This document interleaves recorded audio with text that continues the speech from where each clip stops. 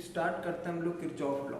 Kirchhoff law में आप दो लॉ हम लोग पढ़ेंगे, एक केसीएल और एक केवीएल। सबसे पहले देखते हैं हम लोग केसीएल। ठीक है, केसीएल हम लोग देखते हैं। KCL Kirchhoff current law, Kirchhoff's current law. Clear? Kirchhoff's current law, Kirchhoff's current law, इसका सिंपल सा स्टेटमेंट है आपका कि किसी भी जंक्शन पे जो एंटरिंग करंट होगा वो लीविंग करंट के इक्वल होगा हमेशा। क्या होगा? Entering current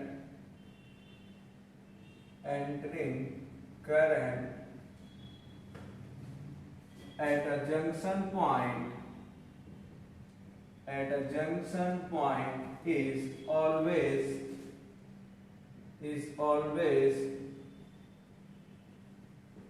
equal to, entering current at a junction point is always equal to leaving current.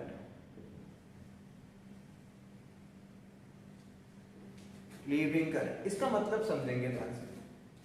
Suppose ये आपका कोई पॉइंट है,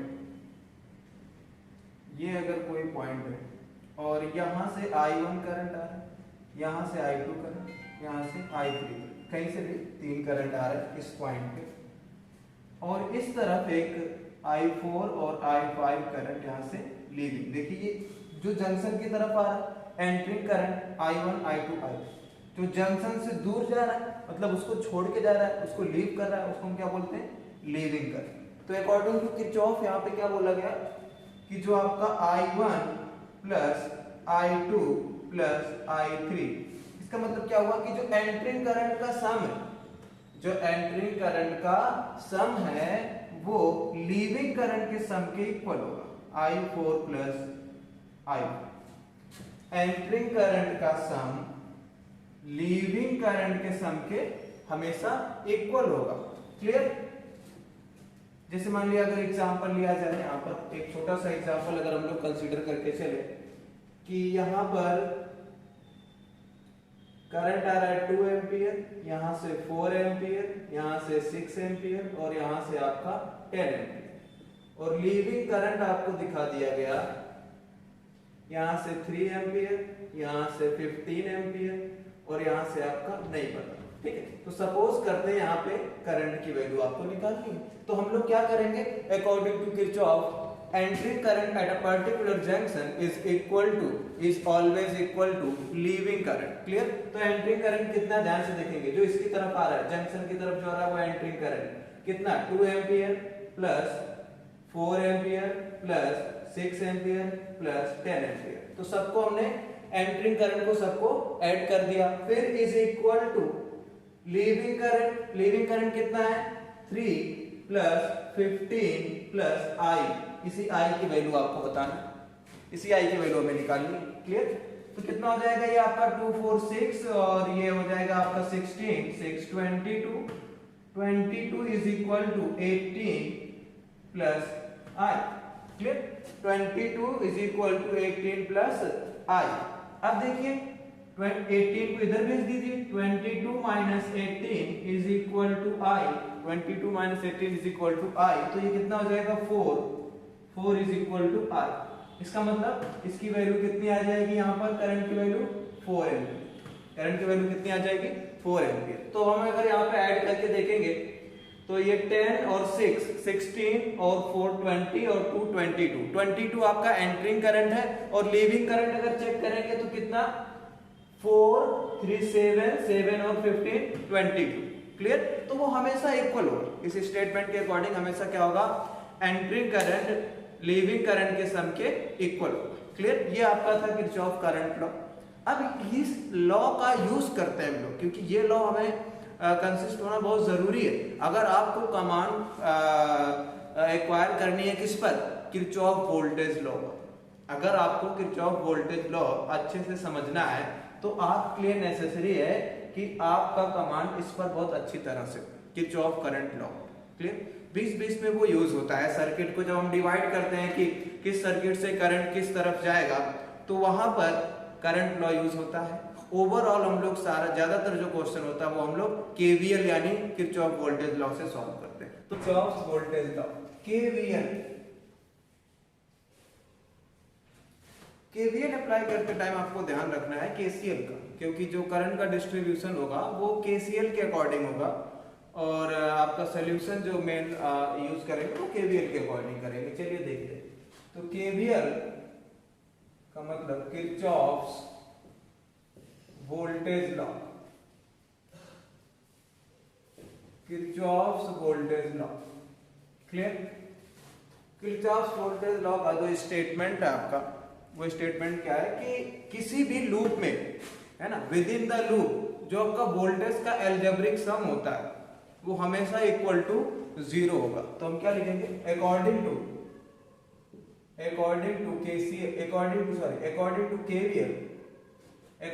KVL the algebraic sum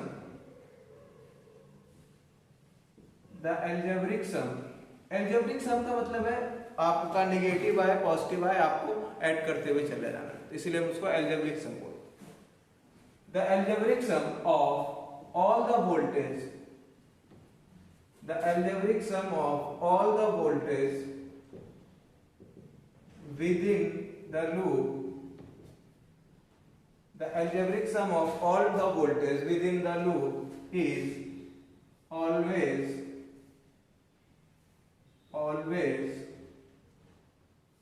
equal to 0, is always equal to 0। For example, हमने यहाँ पर एक रजिस्टर लिया, दूसरा register, and now this is the third one. यहाँ पर एक बैटरी लिया 20 वोल्ट का, ठीक है।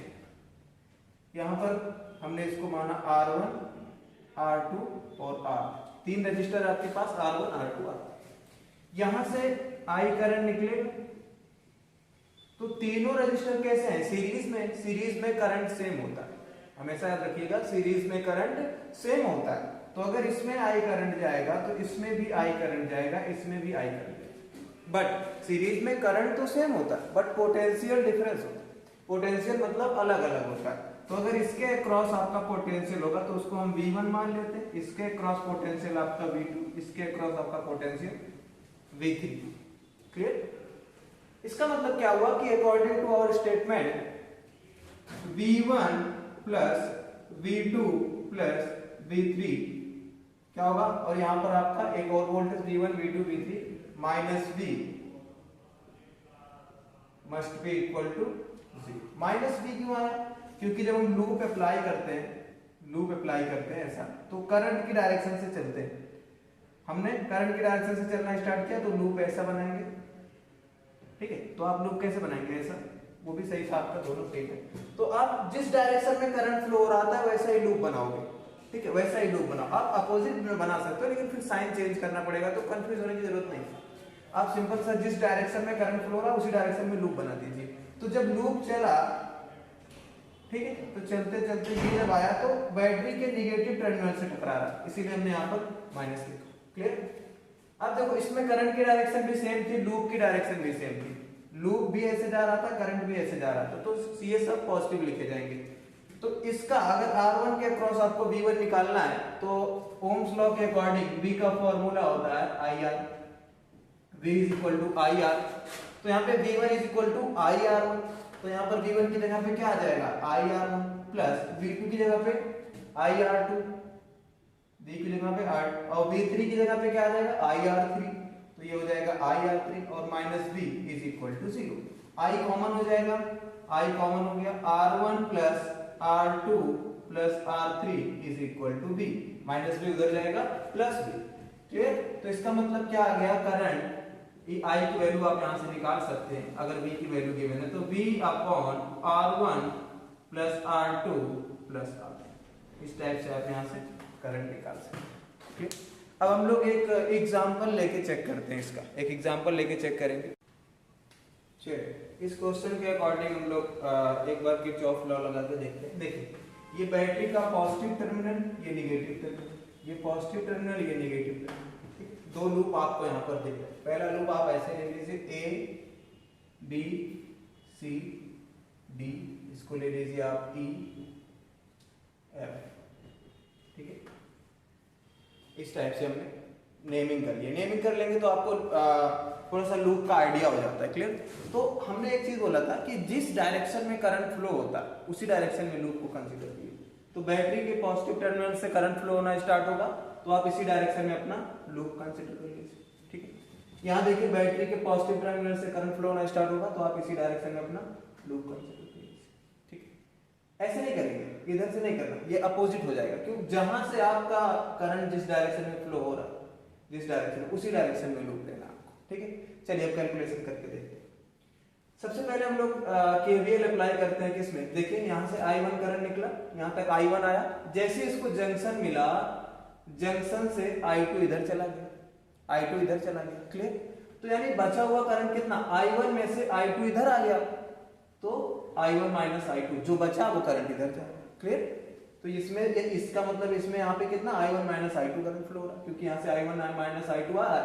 तो किसी भी बैटरी पे जितना करंट रिसीव होता है वही करंट फ्लो हो रहा होता है, यानी जितना फ्लो होता है उतना ही रिसीव होता है, दोनों बात अपोजिट है। पहले हम लोग फर्स्ट लूप देखते हैं कैसे केवीएल कैसे अप्लाई करेंगे। Apply KVL Kirchhoff voltage law in loop का नाम A B C D, यहां तक नहीं रुकना आपको, फिर से A पर जाना है, तभी उसको लूप बोलेंगे। जहां से चले थे वहीं पर आ जाओ, तभी उसको लूप बोला जाएगा। तो A B C D A, तो लूप का नाम A B C D A, clear. इस लूप में हम लोग अप्लाई करेंगे। सबसे पहले आप बैटरी के पास से चलना स्टार्ट कीजिए। तो आप यहां से चलते हो, लूप भी ऐसे जा रहा है, आप भी ऐसे जा रहे हैं, तो पॉजिटिव लेंगे, क्लियर। तो ये यहाँ पे वोल्टेज कितना होगा, वोल्टेज का मतलब I इंटू आर, I की वैल्यू I1, R की वैल्यू 5 यानी 5I1। तो यहाँ का वोल्टेज पहले मिला 5I1। फिर इसके बाद यहाँ से चलते हुए आप आ जाइए, देखिए करंट की डायरेक्शन भी यही है और लूप की डायरेक्शन भी यही है, ठीक है। तो आप यहाँ पे आ जाइए, दूसरा मिला कितना 10I2, वोल्टेज है क्योंकि ये रेजिस्टेंस इनटू करंट वोल्टेज हो गया, ये भी रेजिस्टेंस इनटू करंट वोल्टेज हो गया। तो आपको वोल्टेज की इक्वेशन लिखनी होती है, तो सब कुछ वोल्टेज होना चाहिए उसमें, ठीक है। फिर आप इधर नहीं जाएंगे, एक बार एक ही लूप में चलेंगे, फिर आप इधर से आ रहे हैं जा रहे हैं, देखिए ये लूप देखिए घुमा रहे हैं, लूप करंट की डायरेक्शन में इसीलिए प्लस, फिर लूप इधर आया, देखिए करंट की डायरेक्शन लूप की डायरेक्शन, फिर इधर लूप लेके जाइए। ये जब ऐसे ये घूमता हुआ आएगा आपका लूप, तो कहां टकराएगा, बैटरी के नेगेटिव टर्मिनल पे। तो आप यहाँ पे क्या लिखेंगे, बैटरी की वैल्यू कितनी 10 वोल्ट। अब यहाँ पे करंट से मल्टीप्लाई नहीं करेंगे, ये पहले से वोल्ट है, बैटरी पहले से वोल्टेज होता है उसके पास, तो यहाँ पे करंट से मल्टीप्लाई नहीं कर देना गलती से, इज इक्वल टू 0। 0 क्यों, क्योंकि किरचॉफ वोल्टेज लॉ के अकॉर्डिंग जो किसी भी एक पर्टिकुलर लूप में within the loop sum of algebraic sum of all voltage must be equal to 0, clear. तो अब देखिए 5 से पूरे इक्वेशन को डिवाइड कर देते हैं हम लोग, 5 से पूरे इक्वेशन को डिवाइड कर देते हैं, तो I1 प्लस 2I2 और ये हो जाएगा आपका -2 इज इक्वल टू 0, यानी I1 plus 2I2 is equal to 2, I1 plus 2I2 is equal to 2 आ गया। ये आप मान लीजिए फर्स्ट इक्वेशन, ठीक है। अभी यहां से हमारा काम नहीं बनेगा क्योंकि I1 I2 की वैल्यू निकालनी पड़ेगी। दूसरे लूप का यूज कीजिए, दूसरे लूप का, तो अप्लाई केवीएल इन लूप का नाम क्या है, देखिए CDEFC, ठीक है, कोई भी नाम दे देते हैं आप, CDEFC, फिर से उसी पे जाना है उस पॉइंट पे, तभी उसको लूप बोला जाएगा। तो अब हम लोग दूसरे लूप में केवीएल अप्लाई करते हैं, दूसरे वाले लूप में। चलिए कहीं से भी चलना स्टार्ट कर सकते हैं आप, वैसे ज्यादा अच्छा रहता है अगर आप बैटरी के पास से चलें। तो बैटरी के पास से जब चलते हुए आए तो हमें एक रजिस्टर मिला, उसमें करंट कितना था I1 माइनस I2, क्योंकि यहाँ से I1 माइनस I2 आया था, ठीक है। तो इसमें करंट I1 माइनस I2, तो यहाँ पे रेजिस्टेंस की वैल्यू 5 और करंट की वैल्यू I1 माइनस I2। फिर यहाँ से जा रहे हैं, देखिए अब देखिए यहाँ पर देखिए ध्यान से, लूप ऐसे जा रहा है और करंट ऐसे आ रहा है, यही पॉइंट हम बता रहे थे यहाँ पर कि यहाँ पर तो ठीक था, जैसे आपका लूप जा रहा था वैसे करंट जा रहा था, इसमें भी देखो जैसे लूप जा रहा था वैसे करंट, लेकिन यहाँ पर अब की बार देखिए बात चेंज हो गई, आपका लूप ऐसा, क्योंकि आप करंट की डायरेक्शन में लूप मानते थे, तो यहाँ से बैटरी से करंट निकला था तो आपने लूप ऐसा माना था, ठीक है। लेकिन लूप ऐसे जा रहा है, लेकिन इस वाले में जो दोनों में कॉमन है, इसमें करंट ऐसे आ रहा है, तो अब की बार माइनस साइन देंगे, है ना। लूप की और करंट की डायरेक्शन अपोजिट है, तो माइनस साइन लेंगे, -10 into I2, minus 10 into I2। फिर और आगे चलिए, कुछ मिला नहीं नहीं नहीं, ये देखिए फिर एक बैटरी मिली। बैटरी का कौन सा टर्मिनल टकराया लूप में घूमने से? Negative terminal. ऐसे घूमने से कौन सा? Negative terminal. तो नेगेटिव में कितना? 5 वोल्ट, तो माइनस 5 इज इक्वल टू 0। उसमें करंट से मल्टीप्लाई नहीं करेंगे, वो बैटरी है, वो रेजिस्टेंस नहीं। ठीक है, चलिए अब क्या करेंगे, हम इसको ओपन कर लेते हैं। 5I1 minus 5I2 minus 10I2 minus 5 is equal to 0। I1 यहाँ भी है, I1 यहाँ भी है, तो आपका ये कितना हो जाएगा? ये 5I1 और ये माइनस का 10, सॉरी एक ही I1 है, ये I2 है, तो ये हो जाएगा आपका 5I1 minus 15I2 minus 5I2 minus 10I2 minus 15I2 और फिर माइनस 5 इज इक्वल टू 0। फिर 5 से पूरे को डिवाइड कर दो, कितना हो जाएगा? I1 minus 3I2 is equal to, ये 5 से डिवाइड होगा उधर जाके 1 हो जाएगा। ठीक, 1 होगा, उधर जाके प्लस हो जाएगा। भाई 5 से डिवाइड होगा तो माइनस 1 आएगा, उधर जाके प्लस 1। ठीक है, अब क्या करते हैं हम लोग? अब ये इक्वेशन नंबर सेकंड, तो फर्स्ट और सेकंड की हेल्प से आप I1 और I2 की वैल्यू निकाल सकते हैं। कैसे? देखिए आप क्या कीजिए, ये पहला वाला इक्वेशन यहाँ पे लिखिए, I1 minus I1 plus 2I2 is equal to 2, पहला इक्वेशन। और दूसरा इक्वेशन आपके पास I1 minus 3I2 is equal to 1, दूसरा इक्वेशन। ठीक है, दोनों इक्वेशन को ऐड कर दो। ऐड करने की प्रॉब्लम ये कुछ कैंसिल नहीं हो रहा, तो कैंसिल होने में पूरे में नेगेटिव से मल्टीप्लाई कर दो नीचे वाले इक्वेशन में। यहाँ भी नेगेटिव कर दो और जहाँ नेगेटिव है वहाँ प्लस कर दो, जहाँ प्लस है वहाँ नेगेटिव कर दो। ठीक है, तो I1 कैंसिल, क्योंकि प्लस का I1 माइनस का I1 कैंसिल। अब ये माइनस नहीं बचा, ये प्लस कर दिया आपने, क्योंकि पूरे में नेगेटिव से मल्टीप्लाई किया, तो ये माइनस नहीं, ये प्लस हो गया। तो 2I2 और 3I2 कितना हो जाएगा? 5I2। 5I2 is equal to 2 minus 1 आ जाएगा। तो I2 इज इक्वल टू 1/5, इसका मतलब कितना आ गया? 0.2 एम्पियर। तो आपका I2 की वैल्यू कितनी आ गई? I2 की वैल्यू आपकी आ गई 0.2 एम्पियर। तो क्वेश्चन में ऐसा भी पूछ सकता है कि बताओ 10 ओम में कितना करंट फ्लो होगा, ऐसा पूछ सकता है ना। 10 ओम में कितना करंट फ्लो होगा, तो कितना करंट फ्लो होगा? 0.2 एम्पियर। I1 की वैल्यू निकाल दो, I2 की वैल्यू यहाँ पर है, यहाँ पे पुट कर दो। I1 प्लस 2 इंटू 0.2, क्योंकि I2 की वैल्यू वहां से 0.2 इज इक्वल टू 2, तो ये कितना हो जाएगा? I1 plus 2 into 0.2 0.4 is equal to 2। तो यहां से I1 आ जाएगा 2 माइनस 0.4 इन द सेंस ये हो जाएगा आपका 1.6 एम्पियर। 1.6 एम्पियर। तो I1 की वैल्यू कितनी आ गई? 1.6 एम्पियर। यानी इस 5 ओम में कितना करंट फ्लो होगा? इस 5 ओम में आपका 1.6 ampere current flow, 1.6 ampere current. अब अगर आपसे ये पूछे कि इस वाले 5 ओम में कितना फ्लो होगा, तो आप क्या करना, यहाँ पे उसकी वैल्यू पुट कर देना। I1 की वैल्यू कितना? 1.6। I1 की वैल्यू 1.6 माइनस I2 की वैल्यू 0.2, तो 0.2 यहाँ पुट कर देंगे। 1.6 0.2 कितना हो जाएगा? 1.4 एम्पियर। ठीक है, तो आपका कैसे भी क्वेश्चन पूछ सकता है, I1 और I2 की वैल्यू भी पूछ सकता है। ठीक है, या फिर ये भी पूछ सकता है कि किस रजिस्टर में कितना करंट फ्लो हो रहा है। क्लियर? तो अगर आपको कोई इसमें प्रॉब्लम है, एक बार फिर से रिवाइज करके देख लेना ये वीडियो।